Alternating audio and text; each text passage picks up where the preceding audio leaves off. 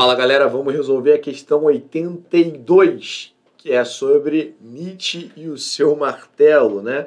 Vamos para a questão, sempre lembrando, comece pelo começo, comece pelo comando. A partir do texto, ou seja, do texto, não tem que inventar nada, tem que ir do texto, é possível destacar o quê? O que a gente pode destacar do texto? Vamos olhar o texto, vamos destacar o texto, é isso que a gente precisa fazer, né? Vale sempre dar uma olhadinha na fonte, né, para uma caracterização do niilismo na obra tardia de Nietzsche. Estamos falando sobre esse filósofo alemão bigodudo que vai trazer para a gente a ideia do martelo e vamos analisar que trechinho é esse que a gente vai conversar sobre esse filósofo. Lembrando que aqui não é um texto próprio do Nietzsche, mas sim alguém que está falando sobre esse filósofo chamado Nietzsche. O evento fundamental da modernidade é a morte de Deus. Eu vou grifar isso daqui porque parece ser importante, né? O evento fundamental da modernidade é a morte de Deus. O que significa isso, morte de Deus, Vascão? Não sei, vamos ler. Em Nietzsche, a morte de Deus não tem significação de um enunciado metafísico sobre a existência ou não de um ser superior. Então, veja bem, não estamos falando de um Deus, seja ele qual entidade que você está pensando, né? É o anúncio do homem louco. Deus está morto, opa, vamos grifar isso daqui, o anúncio do homem louco, Deus está morto, tem o significado de um abalo cósmico, opa, de uma perda total de sentido, de toda a finalidade, ocasionados pelo afastamento da fonte divina dos valores, compreendida como sol na tradição platônica. Veja bem, olha só, citou Platão aqui e falou do sol, a gente pode trazer aqui já a ideia da razão, né, meus camaradas? Lembra lá da ideia de que para o Platão, e aqui vindo já com uma dose de conteúdo, o Sol simbolizaria a ideia da razão, que fornecia um sentido ao mundo. Veja bem, uma fonte divina dos valores que fornecia um sentido ao mundo. E basicamente aqui a ideia da racionalidade, dando significado e sentido ao mundo. Então, é sempre bom destacar essa ideia de que quando Nietzsche traz para a gente a construção de um Deus que está morto, ele está criticando a tradição da filosofia, ele está criticando, martelando a tradição filosófica que enaltece a racionalidade, que dá um grande valor ao uso da razão. A morte de Deus não é um evento fortuito, sem qualquer concatenação com a história da moral.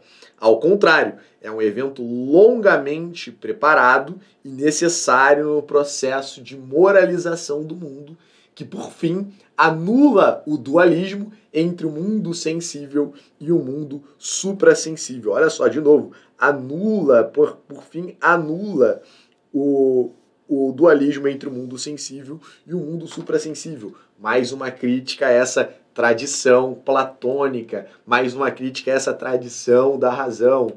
A gente pode ler esse suprassensível aqui como o inteligível apresentado por Platão. Bom, vamos para os destaques do texto, vamos para os itens e vamos ver o que de repente pode ser destacado aqui no texto, né? Bom, item A. Foco na atuação livre dos seres humanos. Bom, o texto não está discutindo liberdade, o texto não está discutindo livre-arbítrio, o texto não fala sobre isso. E se o texto não está discutindo isso, eu não posso levar essa alternativa, esse item a sério. Item B. ênfase na discussão de ordem moral diárias. Olha só, o texto, numa segunda etapa ali, embora eu não tenha destacado, fala sobre isso, né? A morte de Deus não é um evento fortuito, sem qualquer concatenação com a história da moral. Ao contrário, é um evento longamente preparado e necessário no processo de moralização do mundo. Opa, chamou minha atenção. Vamos deixar aqui meio que entreaberto, tá? C. Crítica ao movimento de exploração sobre o proletariado. Não é um texto de ordem econômica material. Não é um texto do Marx, né? Se fosse um texto do Karl Marx, a gente poderia falar sobre isso. Não é, não estamos falando sobre ordem econômica. Bye, bye.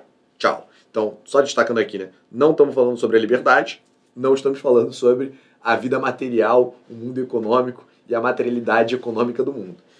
Letra D. Perspectiva pessimista em relação a tudo que envolve a humanidade. Opa, parece ser interessante também, né? Tem uma perspectiva, tem uma leve perspectiva pessimista, aliás, não tão leve assim, em relação ao que envolve a humanidade. Ok, vamos botar essa daqui como possível resposta também. E letra E, esperança no futuro da humanidade. Bom, uma alternativa, um item, choca com o outro. E o que a gente pode apresentar é que há uma completa desesperança na humanidade no trecho, né? Então, não seria exatamente a letra E também. Bom, ficamos entre B e a letra D. E aí eu queria deixar claro que, embora o texto traga algum tipo de discussão, evoque a ideia de um processo de moralização, não é um processo de moralização diário. Não estamos falando do processo de construção moral do dia a dia. E, portanto, esse item ele também está equivocado. O item correto, portanto, é o item D, porque é, de fato, o item que melhor dialoga com o texto, né? É o item que destaca, sobretudo, exatamente essa construção da morte de Deus, da perda de sentido, de um abalo cósmico, né, gente? Veja, repito, abalo cósmico, perda total de sentido, da finalidade do mundo. Gente, será que dá para ter esperança quando a gente pensa nisso? Será que a gente pode ser otimista quando a gente está pensando na perda total de sentidos, na perda da finalidade do mundo? Talvez não, né? E é por isso que definitivamente o item correto é esse item D, perspectiva pessimista em relação a tudo que envolve a humanidade. É assim que pensava o titio Nietzsche, o bigodudo. Rapaziada, fechamos aqui. Gostou dessa resolução? Se gostou, já sabe, né? Deixe a sua avaliação na plataforma, vale a pena para todos nós. E bons estudos.